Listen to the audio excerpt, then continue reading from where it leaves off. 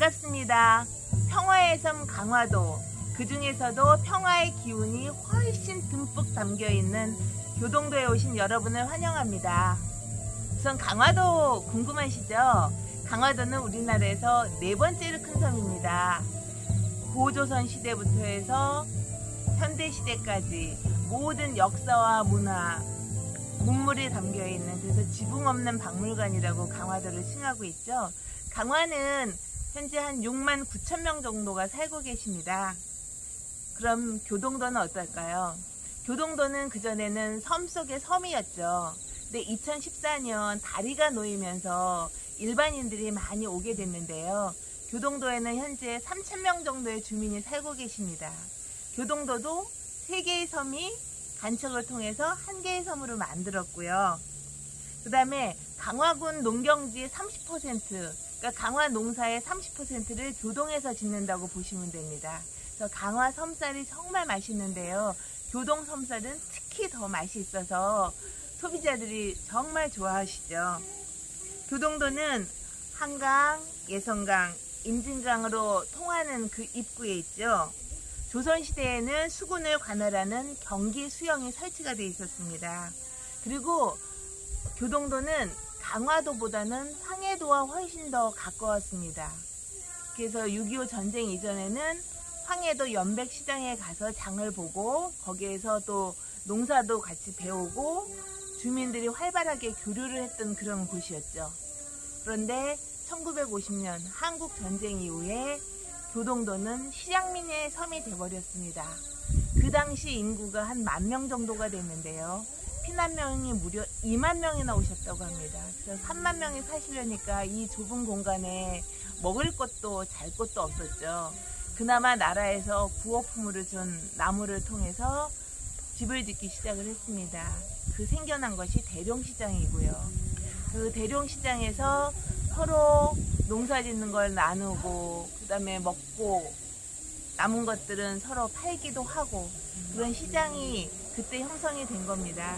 그래서 지금은 전국에서 대룡시장을 보시러 오시는 분들이 참 많습니다. 그 다음에 특히 구정이나 추석 때가 되면 시장민들이 교동도에 정말 많이 오시죠. 그분들은 주로 대룡시장을 둘러보시고 지성리에 있는 망향단에 많이 가십니다. 우리 일반인들은 또 교동에는 포구도 있거든요. 포구 여행도 하고 강화 나들길이 20코스가 있는데 그 중에 또 2코스가 교동도에 있습니다. 그리고 교동에는 화계산이 있습니다. 그리 높지 않은데요. 화계산에 올라가면 저 연백도 보이고요. 저 성모도도 보이고 저 예성강도 보이고 한눈에 볼 수 있는 아주 좋은 곳입니다.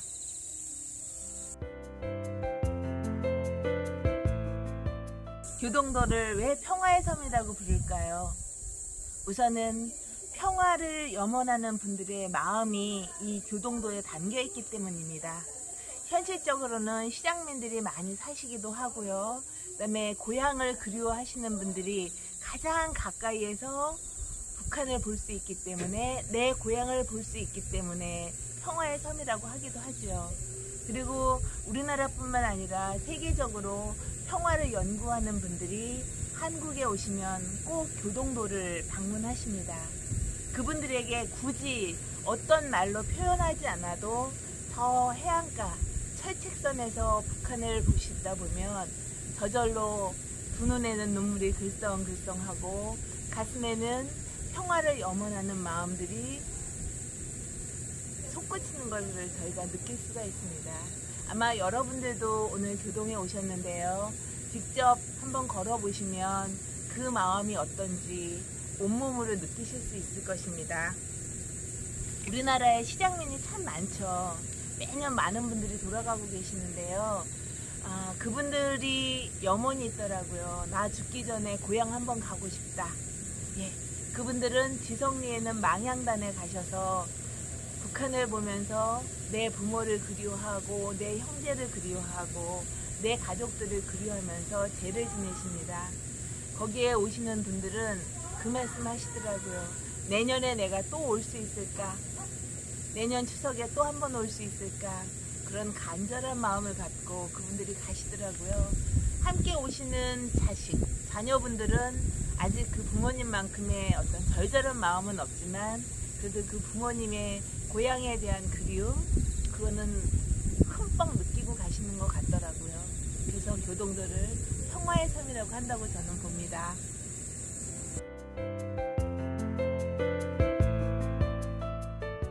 한강하구는 왜 한강하구라고 했을까요? 한강과 임진강, 예성강이 만나는 곳이죠. 그래서 한강하구는 저희 강화도를 비롯해서 저 파주라든가 김포 거기를 한강하구라고 합니다. 한강하구는 역사적으로 굉장히 중요한 역할을 한 곳이기도 하고요. 그래서 어떤 분들은 한반도의 역사는 곧 한강하구의 역사라고도 말씀을 하십니다. 왜냐하면 삼국시대에는 그 고구려를 비롯한 3개 나라가 각축전을 벌였고 고려시대에는 개성과 강화가 또 고려의 수도이기도 했고요. 그 다음에 조선시대에는 뭐 임진왜란이라든가 병자호란 이런 부분들, 그 다음에 구한말에는 병인양요, 신미양요, 강화도 조약 이게 다 한강하구에서 이루어졌거든요. 그러면 한강하구와 관련돼서 저희가 중립수역이라고 있습니다. 이 중립수역은 1953년 7월 27일 정전협정에서 나온 말이거든요. 그래서 강화도를 중심으로 해서 한 67km 정도가 중립수역이라고 하는데요. 교동에 사시는 분들 그러시더라고요.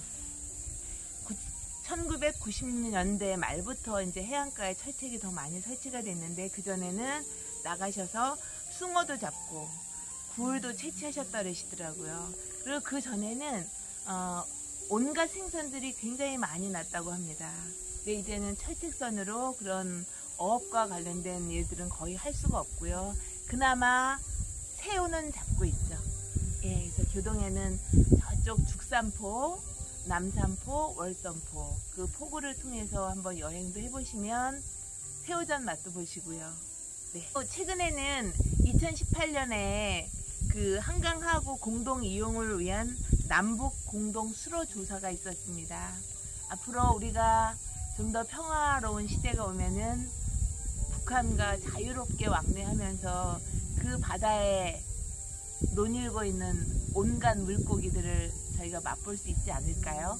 그날을 한번 기대해 봅니다.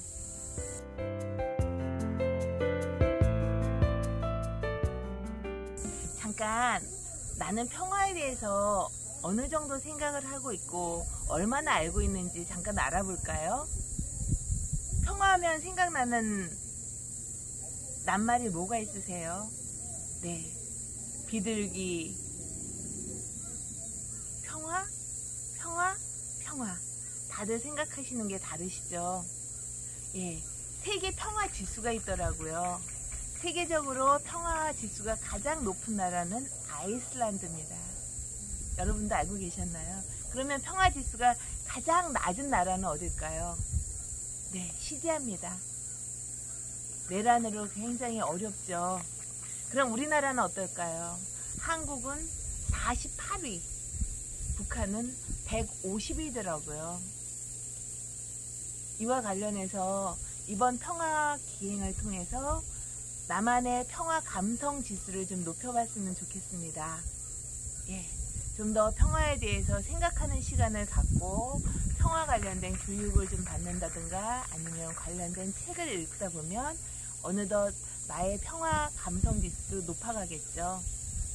다음에 여러분들이 교동도에 방문하셨을 때는 평화 지수가 훨씬 높아져서 평화의 어떤 꿈?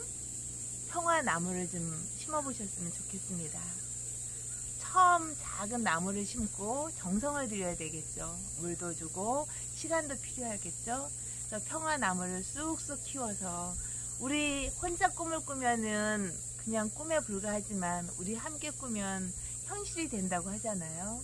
다음 방문하셨을 때는 여러분들이 키운 평화나무가 쑥쑥 커서 저 하늘을 찌를 듯한 그날이 왔으면 하는 바람입니다. 여러분, 오늘 교동도에서 평화의 바람을 마음껏 느끼시고요. 햇빛도 즐기시고요. 콧구멍에도 평화 바람을 쑥쑥 담아가시기 바랍니다. 즐거운 시간 되세요.